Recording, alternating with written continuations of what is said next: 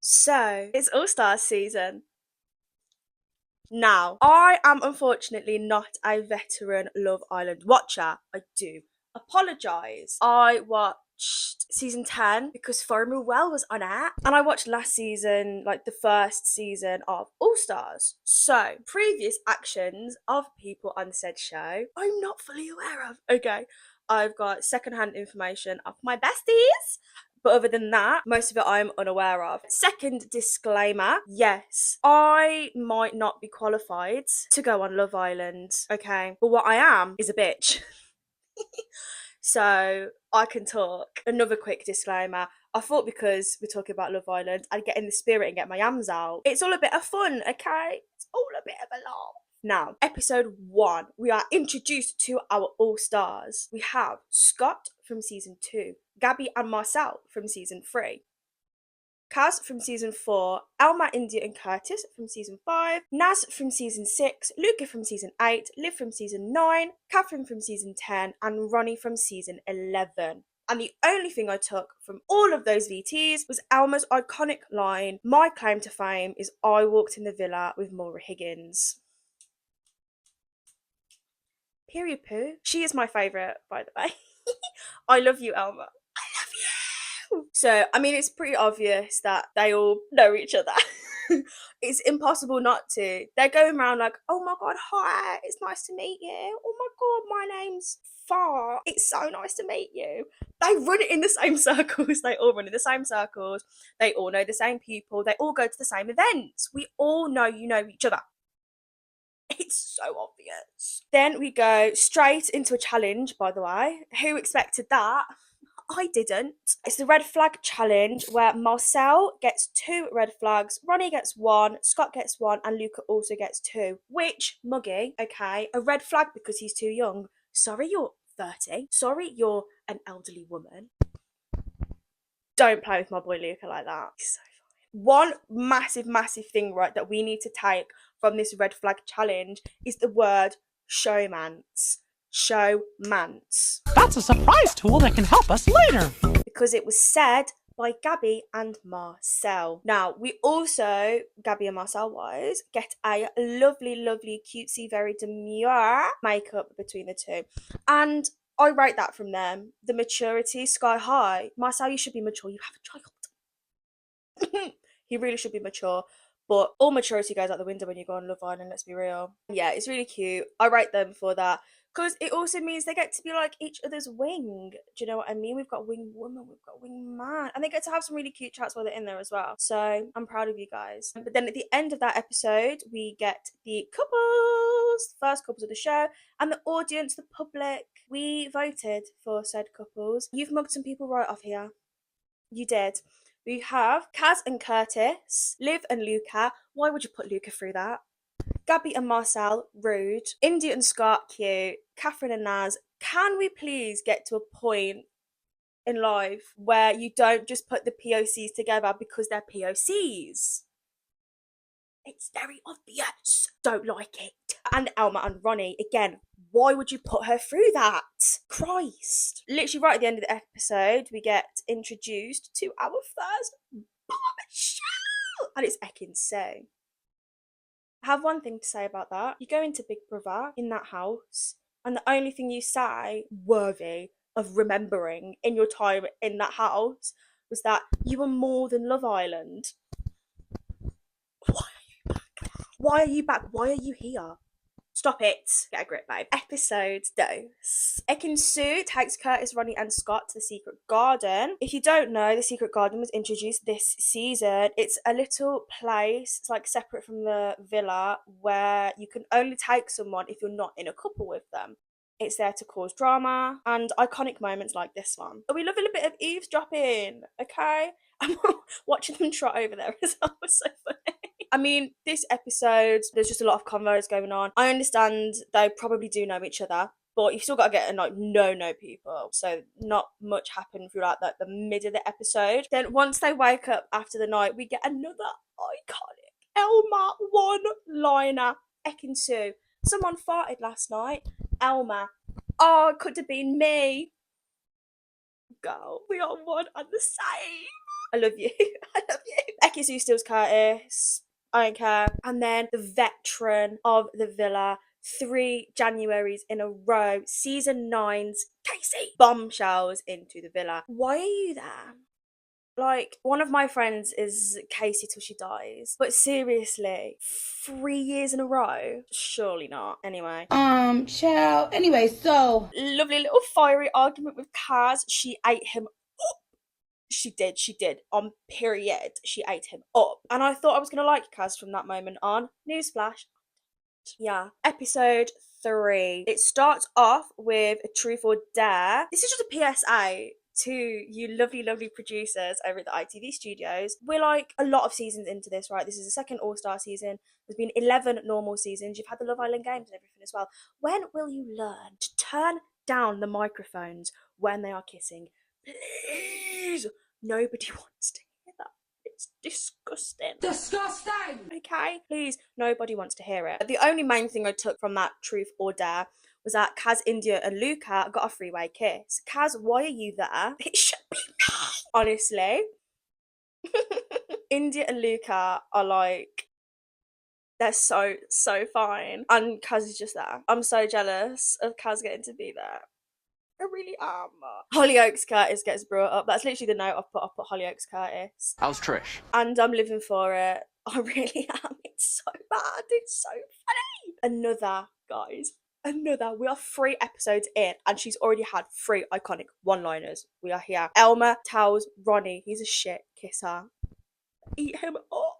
He needed to be brought down a few pegs because he's already had Ekin-Su and Elma after him. And then it gets worse because Elma and Ronnie kiss and the entire villa sees. Everybody sees. She even announces it to said villa. And what does this slimy little weirdo do? Goes to the secret garden and kisses Kaz.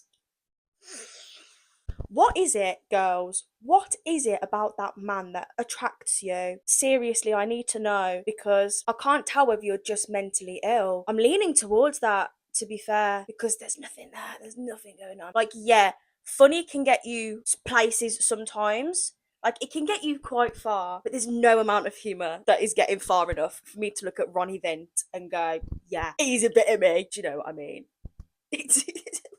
Episode 4, we get some talks about the kiss. Obviously, Alma finds out that Ronnie kissed Kaz, and he did kiss. He lunged at her. Okay, there's no denying that. I cannot wait for movie night. Also, Luca redemption arc. Who saw that one coming? As I mentioned in the beginning, I am not a Love Island veteran, but I have been told by peoples that he was not a very nice person to Gemma in their season, was a bit controlling. But I'm seeing a redemption. I really am. I'm seeing it. I'm here for it as well because he's so fine. Ronnie's sleeping on the daybed. Who saw that coming? Me from a mile away. He just can't control himself. He cannot keep it in his pants. I still don't get it. Elma and Kaz have an argument. You don't know me. You don't know me. All right. I'm on Elma's side. But I still don't think the girls should. Well, no, I do actually think the girls should be arguing because as much as I'm always like, if a man cheats, it's the man's fault. It's got nothing to do with the girl. But Kaz still watched them kiss in the villa before she went into the secret garden with Ronnie. So you've got to take some sort of consequence for your actions. You've got to be self-aware enough to understand, like, I'm doing something wrong here. Then we have a party on the night, a business casual party. Why blazers? Are you just popping to the pub after work? Seriously, girls, what's going on? Then at the end of episode 4, we get the first recoupling and it's boys' choice, which I think is disgusting. Disgusting! Girls should always be the ones to choose. That should be like law because they're always better at choosing. They know what's right. We get Casey and Gabby, cute. Scott and India stayed together. Curtis and Ekin-Su stayed together. Marcel and Liv, you two can have each other. Honestly, take each other, please. Naz and Catherine stayed together. Ronnie and Alma stayed together. And then Luca and Kaz. Again, why would you put him through that? Why are you making Luca suffer so much in this season? Episode 5, we've got another bombshell. Way! The crowd went wild. And it is Tina from season 2. And if you don't remember Tina, all I'm going to say is KD. Now you know. So Tina decides to take Luca, Naz and Scott on a date and they're all shitting themselves like, oh my god, it's an X, it's an X, it's an X. Don't worry, guys, because Scott walks in and goes, Tina. The way he said it genuinely sounded like he had forgotten her name. Horrible. Yeah, all I've got for the rest of episode 5 is it was boring. Nothing really happened. Then episode 6, guys, it starts off with a truth or dare, and we get to learn that Casey was a bit of an arsehole to Tina. I can't remember where they were, and I'm not going to find out, but they did the hanky panky, and then the next day, he left her alone on the street of a foreign country. Now, I do think that chivalry is dead, and that's just proved it. Scott called India an ick. My India. My gorgeous, gorgeous girl India. Mother India. An ick. Excuse me. No. Disgusting. Disgusting. Feral behaviour. Don't like that from you, Scott. And this is the thing I didn't understand, right? So Scott was like, oh, I like you, but I don't like you. And I think it's because we're friends before we came in here, and I don't know how to take that into a relationship. Have you never heard of the friends to lovers trope, Scott? Because it's gorgeous. Look, Tuck would agree with me. It's one of the best tropes, and it works. It always works, okay? So why wouldn't you just give her a chance? She's stunning. And guys, literally, I cried, I screamed, I mourned like I'd lost my first child because Tina stole Scott. India was done. That it was a lot to take, okay? It hurt me deep in my soul. It hurt me deep in my yams. It just was, it was rude. Okay, like I get it, Tina. Okay, I get it. You gotta do what you gotta do. India. Child. Anyway, so Big boobs. episode 7, Luca cried. I am unfortunately a sucker for a man who cries. I love it. Get your emotions out. You're emotionally mature. You know how to process your feelings. Congratulations. It thrilled me to watch. That makes it sound like I really enjoyed it. I obviously don't enjoy watching men. No, I like making men cry. That one's a fun one. We then get more bombshells. Way bombshells. And it is Grace from season 11 and Ron from season 9. You should all know Grace. She's such an icon. She's great. I love her. Then we get straight into the sash game. And can I just say, Kaz got rocked. Yeah. It was, dare I say, quite fun to watch. She got mugged right off, slapped around the face. She got caught with her pants down. I enjoyed it a lot. Okay, that's all I'm going to say about it. And then we watched Casey get salty because Gabby gave Curtis the passionate sash. And what are you getting salty for, Casey? Curtis is a dancer. He knows letting in ballroom. Of course he's passionate. He can move his hips in that way. Of course he's passionate. And the way she was talking about it, she was never like, oh, you've been so passionate with me. Oh. Do you know what I mean? She was literally so sweet about it. She was like, you're really nice to Ekin Su. I can see you're passionate about that relationship. So why are you getting so salty for, Case? It's just not that deep, is it? It's a game. Then, guys, we go on to episode 8. My first note I have for episode 8 is boring. Ekin Su and Curtis went on a date. They walked llamas or alpacas. Can't remember, don't care to remember. They're almost the same animal. Anyway, didn't really care for it either. Then we got a Ron and Grace steal, and they stole Kaz and Luca respectively. Ron, why would you do that to yourself? Like, seriously. Grace and Luca, gorgeous. The little clip of Elma taking that photo of Luca and Grace was so cute. She was like, proud mom moment. It was so cute. I love that. And then we ended episode 8 with our audience vote for the most compatible couple. And what ITV need to learn is that we never actually vote for the most compatible couple. No, we don't. We vote for who we like.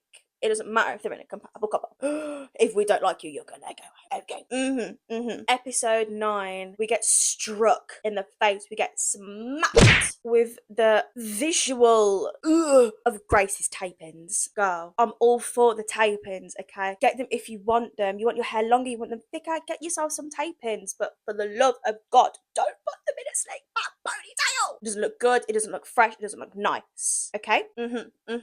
Ronnie's in trouble again.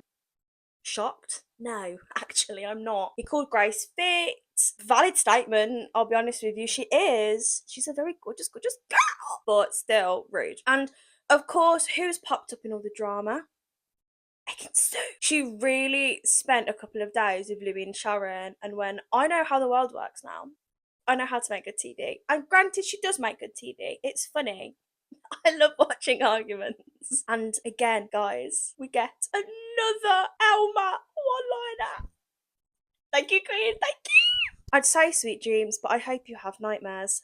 The man was too stunned to speak. The thing is, right, it has to be said, right, Ronald, if you will. If you know that you are going to be caught from those angles, wear your hair fibres to bed. Like, please.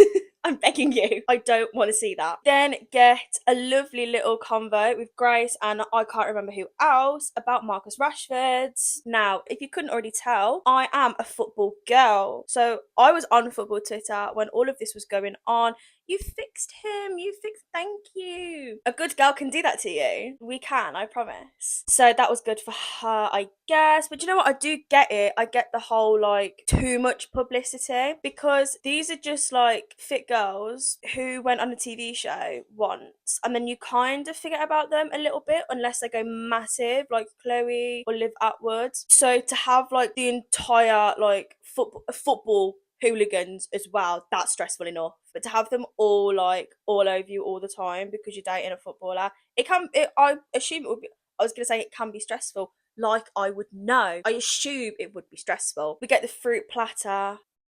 Are you serious, Naz? I thought you were a slow burner, but I didn't realise you nearly put out a fruit platter. Seriously, is that all you can do? You've got this gorgeous girl and a fruit platter. Are you being serious? Anyway, we get more drama from Kaz. Leave. Get off my screen. This conversation literally happened with Luca and Liv before Grace even got in the villa, right? It happened episodes ago. And so why are you telling Grace? Why? For what reason? For what reason? I don't understand it. I do not get it. And obviously we had the vote for most compatible couple, which means that Liv and Marcel were dumped. That's made my day, that. Thank you. Bye. We're getting into a juicy episode, guys. Episode 10. Catherine and Naz giving us nothing. Ron takes Kaz to the terrace. She pies him off. Rude, for starters. Kaz, you can't be picking and choosing. You really can't, okay? Not with an attitude like that. We get a continued Luca redemption arc. He's just everywhere, giving my sad girls hugs. My delusional little brain is falling for it, okay? I can't help it.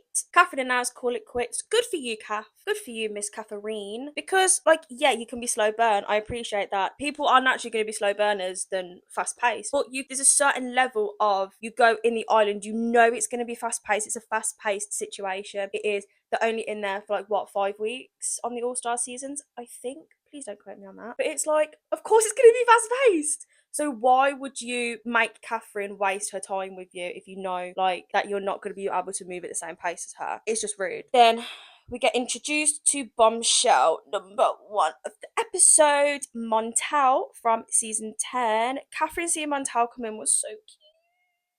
And we head into the blind kissing game. Again, I stand on period. ITV executives turn their microphones down. So we go through obviously all of the people getting smooches. The girls are having a good time. They're on the floor, they're rolling around, they're laughing. Ruffle, if you will. And then the icon herself,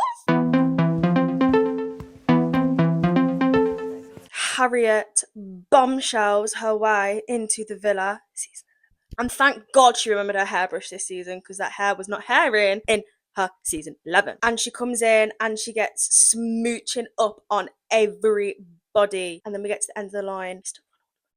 Because he's a clown. The immediate, I know that girl. And the 10 out of 10, muggy to Elma. Ready for my salad? Because she's done nothing but stand by you. She's done good by you. And you've done bad by her. I'm not here for it. I do not like it.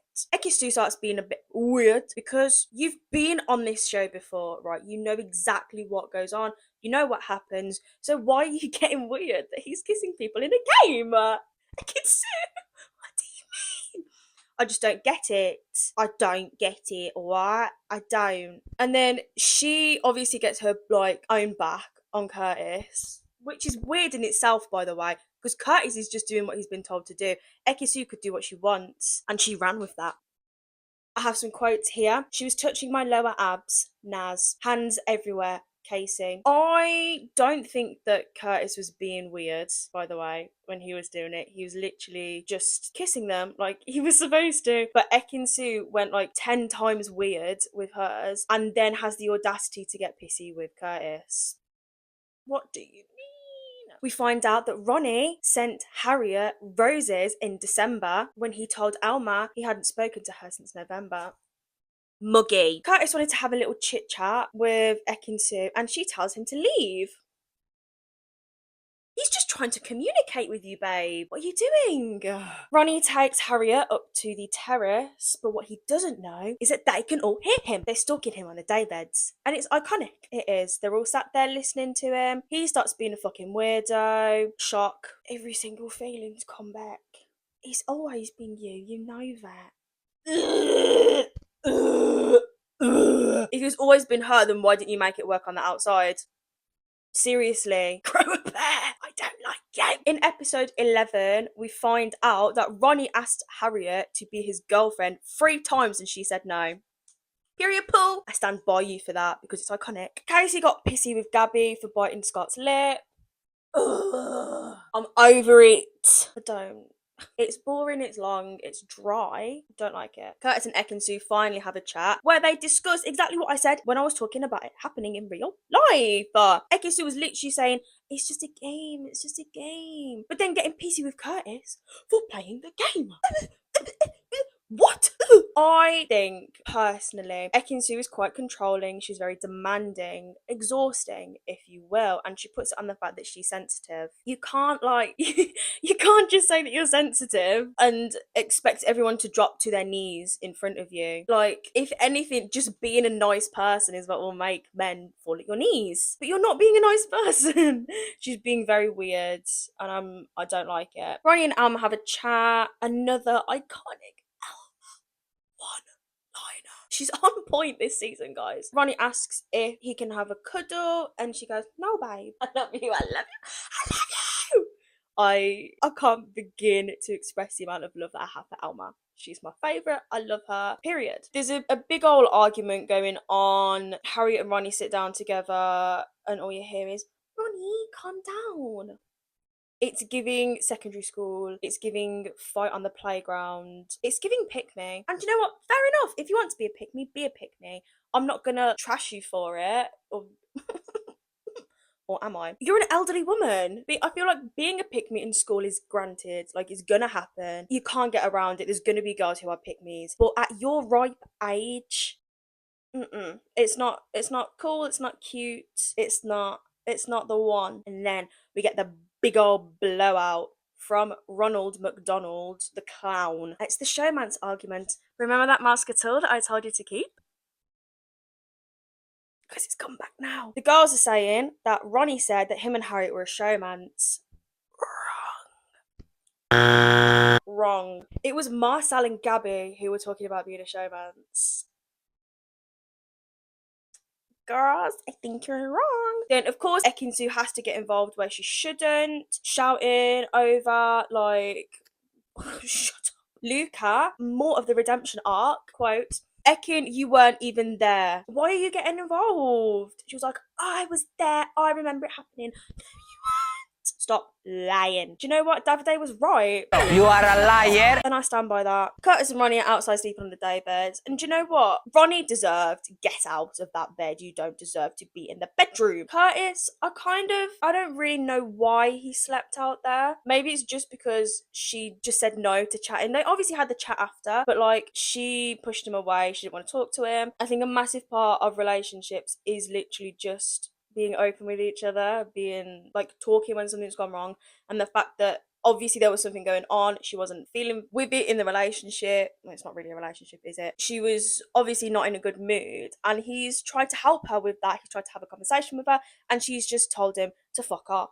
Which that's not very mature. He was trying, okay? He was trying to make it better. She didn't want anything to do with it. So yeah, do you know what? Sleep outside. Good for you, King. I rate it. And then more muggy moments. Till a Flopsy made you a coffee. Right in front of Alma, seriously. Grow up. Grow up. You haven't even told Elma that you don't want to keep trying to figure out where things are going. You just automatically leapt back onto Harriet. Like, at least give Elma some peace of mind that this isn't going anywhere, because I haven't even had that conversation and it's just jarring. It really is. At the end of episode 11, we then get the Harriet and Montel steal, and they steal Ron and Kaz respectively. Muggy. One in a good way, one in a bad way. Ronnie was really sat there expecting Harriet to pick him, and then she pulled that. I rated Harriet so much for that. I thought it was iconic, great, cracking TV, loved it. Montel, on the other hand, literally everything he was saying was making it sound like he was going to pick Catherine. Girl got her hopes up. My lovely, lovely little Catherine got her hopes up, and then you pick Kaz. Out of all of the girls, you pick Kaz. Why? For what reason? And then Ronnie was being a freak again. Don't even want to elaborate because his name has come out of my mouth too many times and it's pissing me off. So we're just going to move on to episode 12. So we had more eavesdropping on Ronnie and Harriet. Don't blame them. Get it, girls. You got to know the tea. Ronnie's still sleeping outside in the daybed. Good. I hope he freezes out there. Then we move on to Scott telling Tina, because this is the thing, right? Scott is telling Tina that he's good, he's enjoying it. He's lash, all right? He's lash. And then he's turning around to the boys and saying he's not good. And this is where we come into maturity. Scott, you're nearly 40. Nearly 40. Where talk to Tina. She's a grown woman. She understands when you need to talk to her, okay? She'll understand the situation. She'll probably respect you more for having a talk with her than just ignoring her. Or not ignoring her, but like not telling her everything that's going on. Because again, it's muggy, okay? Like it's just not cool. It's not good. It's not cool. It's not cute. It's not classy. And then, guys, it's Vegas night. And it all kicks off. It all kicks off. We got Truth or Dare. We have even more of Grace's tapings. The thing is, right, when she wears her hair down, it looks cute. It looks classy. It looks gorgeous. When she puts it up in that slick back, yeah, she looks stunning, but the tape ins don't, and it ruins everything. She's got this gorgeous face, gorgeous makeup, plasticky. Yeah, you do you, queen. I don't care about the surgery. She still looks stunning, but the tape ins give it a rest with that slick back pony. Ekin-Su dared Ronnie to kiss Harriet right in front of Elma. Right in front of my salad? Rude and disgusting. Disgusting! Behaviour from you, actually. I understand this villa is kind of like a bit of a free-for-all, but you can still be a girl's girl. Like, you've been in there with Alma for so long. Well, not so long. Like, what, 2 weeks? Just under 2 weeks? There's a certain, like, level of respect that you assume your girls have for you. It's called girl code. Being a girl's girl, and Ekin-Su is not a girl's girl. Period. Now, from what I recall, Scott and Luca were bantering with each other the whole time. Did Luca fuck up his redemption arc? Periodically, yes. I think Scott just needed to not open his mouth. Because the fact that he was like, oh, I've got something now, never mind. That immediately goes, okay, what is it? There's obviously something that he wants to say. He should have just kept his big mouth closed, but whatever, he's done it, he's put it out there. But I do still think that Luca took it too far, because he could have just left it at that. Like, he could have just left it with, I've got something to say, but Luca had to also open his big fat mouth.